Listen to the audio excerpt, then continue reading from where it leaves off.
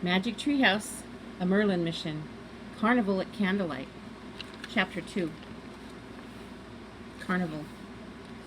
Annie laughed.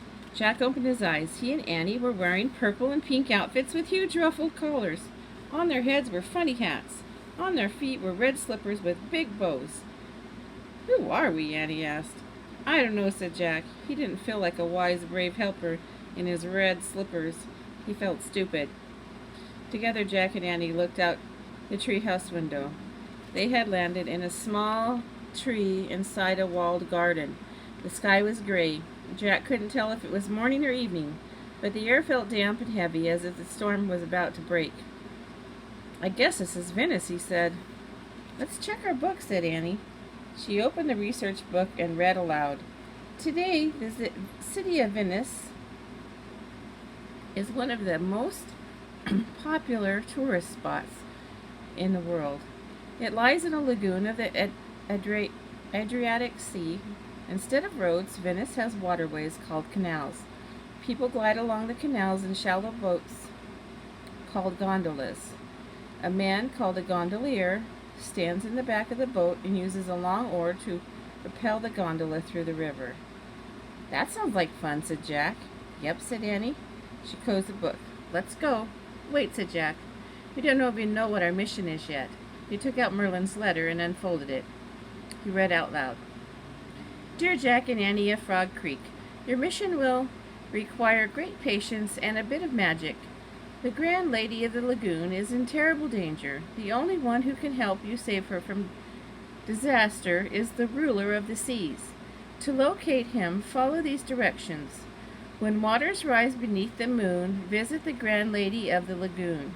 To find out where you need to go, seek out a painter named Tiepolo. At midnight, 2 men will tell you the time. To the top of their tower, hurry and climb. The king of the jungle will carry you there, not over land, but high in the air.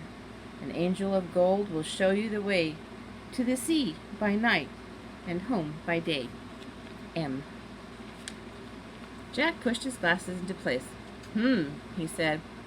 "I wonder who the Grand Lady is," said Annie. "And why do we need to save her?" "I'm wondering lots of stuff," said Jack. "What about the king of the jungle? We're in the city and not a jungle. And what about the angel? And—" "Let's just take one thing at a time," said Annie. "What are we supposed to do first?" Jack looked back at the letter and read, "When waters rise beneath the moon, visit the Grand Lady of the Lagoon." "So let's start by finding the Grand Lady," said Annie. She headed down the treehouse ladder. Jack put Merlin's letter into his backpack, along with Morgan's research book and Teddy and Kathleen's book of magic rhymes.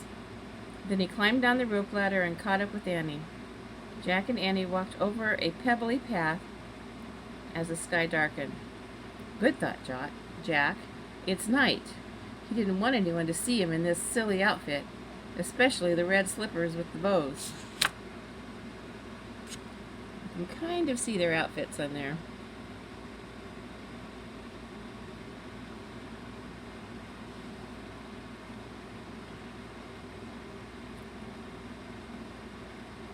"That must be the way out," said Annie. She led Jack to a wooden gate in the garden wall and pushed it open. Jack and Annie stepped through the gate into a quiet, empty walkway. Next to the walkway was a narrow lane of water. "I guess that's a canal," said Jack. "And that must be a gondola," said Annie. She pointed to a long, curved, black boat rounded at the corners. In the last light of day, the gondola was gliding silently up the canal toward them. "Yikes," whispered Annie. There were 2 people in the boat, a gondolier and a passenger. Each wore a black cloak, white gloves, and a ghostly white mask. The masks had long, pointy noses shaped like birds' beaks. The passenger sat in the middle of the boat, holding a lantern. The gondolier stood in the back, pushing a long oar through the water. "They look a lot weirder than us," said Annie. "No kidding," said Jack. "Hello," the passenger shouted. The person's voice was muffled behind the white mask. "Do you need help?"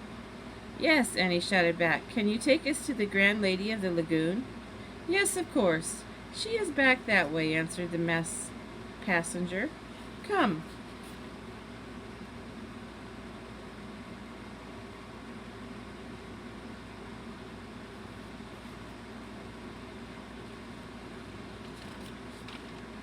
Great, said Annie. She grabbed Jack's hand and pulled him over to the gondola. The gondola rocked a bit as she and Jack climbed aboard and took seats between the gondolier and the passenger.